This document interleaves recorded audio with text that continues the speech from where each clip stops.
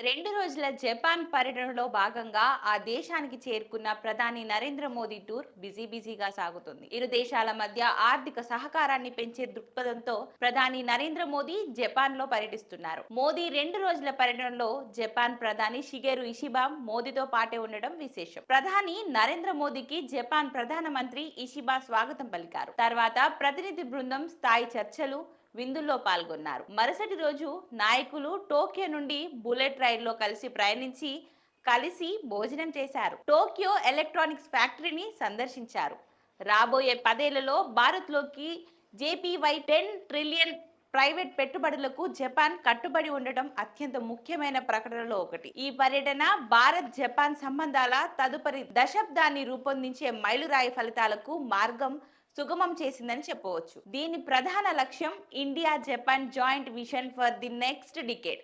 ఇది ఆర్థిక వృద్ధి, భద్రత, సాంకేతికత, ఆవిష్కరణ, ఆరోగ్యం, స్థిరత్వం, చలనశీలత, ప్రజల మధ్య మార్పిడి వంటి కీలక రంగాలను కవర్ చేసేదిగా చెప్పొచ్చు. ప్రధాని మోదీ జపాన్ పర్యటనలో భాగంగా ఆ దేశ ప్రధాని షిగెరు ఇషిబాతో ద్వైపాక్షిక చర్చల్లో పాల్గొననున్నారు. వీరి అజెండాలో బుల్లెట్ రైల్ అంశం కూడా ఉంది. ఈ నేపథ్యంలో ముంబై, అహ్మదాబాద్ల మధ్య నడిచే బుల్లెట్ రైళ్లనే అందరి దృష్టి నెలకొంది.